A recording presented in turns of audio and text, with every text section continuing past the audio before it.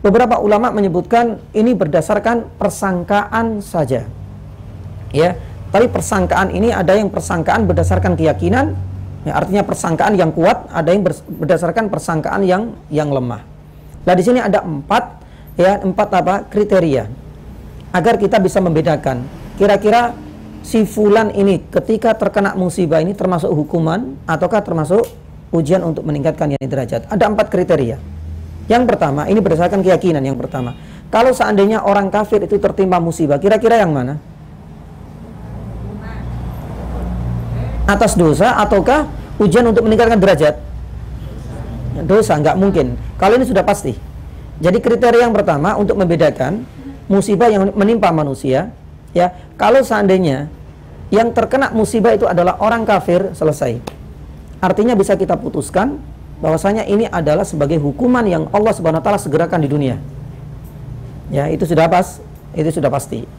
Ya. Kemudian yang kedua, kalau seandainya orang itu adalah orang muslim, tapi dia suka menampakkan kemaksiatan, orang fasik, tapi suka berbuat kemaksiatan secara terang-terangan. Kemudian Allah Subhanahu wa taala timpakan musibah. Kira-kira alasan pertama atau alasan kedua? Pertama. Ya, ini adalah jawaban yang diutarakan oleh para ulama. Jadi kalau seandainya kita melihat saudara kita muslim dia, tapi masya Allah luar biasa sekali, Ustaz. Ya, bagaimana tingkah polanya dia dalam bermaksiat itu luar biasa. Bahkan ditampakkan di hadapan manusia. Dia nggak pernah malu. Maaf, ya, ketika berzina, ketika minum minuman khamr, itu nggak pernah merasa malu ditampakkan di hadapan banyak orang. Tapi dia muslim. Tapi qadarullah setelah itu nggak lama Allah Subhanahu wa taala menurunkan musibah kepadanya. Baik berkaitan dengan fisiknya, penyakit, atau mungkin hartanya, atau mungkin anaknya, atau mungkin istrinya. Para ulama mengatakan berdasarkan persangkaan yang kuat, maka musibah itu adalah bagian dari hukuman yang Allah Subhanahu wa taala segerakan. Berarti alasan yang pertama. Taib. Kemudian yang ketiga, kalau seandainya dia adalah orang muslim, orang mukmin, tapi wala nuzaki Allahu ahadan, kita tahu kesolehannya, ketaatannya, ya, ketaatannya dan kesolehannya masa luar biasa sekali lah. Tapi nggak lama kemudian Allah Subhanahu wa taala menurunkan musibah. Ya, kita ambil contoh manusia yang paling soleh adalah para nabi misalnya. Kok ternyata ada ujian? Satu contoh tadi siapa nabi? Ayub misalnya. Kita tahu kesolehannya dan dia termasuk orang muslim. Ya, kira-kira persangkaan kita, ya, atau mungkin keyakinan kita bahwasanya musibah yang mengenai Nabi Ayub dan beberapa nabi yang lain, kira-kira ini alasan pertama atau alasan kedua? Alasan yang kedua, alhamdulillah. Ya, berarti ini adalah sebagai bentuk ujian bagi hamba Allah Subhanahu wa taala yang soleh guna untuk meningkatkan dan mengangkat derajat hamba tersebut.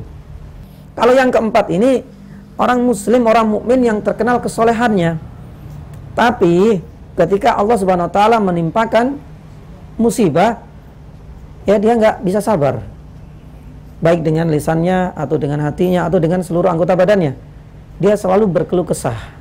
Nah, kira-kira ketika orang seperti ini, kriteria yang keempat, Allah Subhanahu wa taala turunkan musibah, alasan pertama atau alasan yang kedua?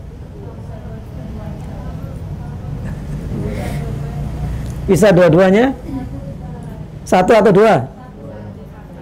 Baik. Jamaah dirahmati Allah Subhanahu wa taala, tidak sedikit di kalangan para ulama ini mengacu kepada persangkaan yang kuat, insyaallah. Itu alasannya adalah alasan yang pertama. Adalah sebagai bentuk apa? Sebagai bentuk dosa yang Allah Subhanahu wa taala segerakan.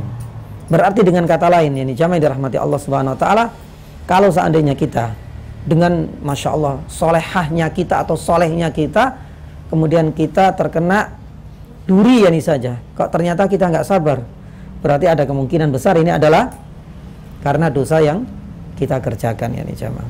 Maka jamaah yang dirahmati Allah Subhanahu wa taala, 4 kriteria ini ini berdasarkan persangkaan. Tapi jangan kemudian 4 kriteria ini kita praktekkan untuk orang lain. Sampai di sini paham? Baik. Tapi ini sebagai bentuk evaluasi pribadi untuk kita sendiri jamaah. Maka oleh karenanya, kesimpulan yakni dari apa yang kita sampaikan di kaidah yang kedua ini adalah setiap musibah yang menimpa kita itu selayaknya kita sikapi dengan sabar dan tidak banyak berkeluh kesah. Susah, tapi memang nanti kita akan sampaikan keutamaannya luar biasa sekali. Ya, maka oleh karenanya, jamaah yang dirahmati Allah Subhanahu wa taala, seandainya orang itu sudah sabar dan tidak berkeluh kesah, itu tidak akan memikirkan apakah musibah ini adalah karena faktor yakni dosa saya atau karena faktor yakni ujian untuk meninggalkan derajat. Dia nggak akan berpikir yakni sejauh itu. Kalau memang benar-benar dia itu sudah terbiasa dan membiasakan dirinya untuk selalu bersabar dan tidak berkeluh kesah setiap kali mendapatkan musibah dari Allah Subhanahu wa taala.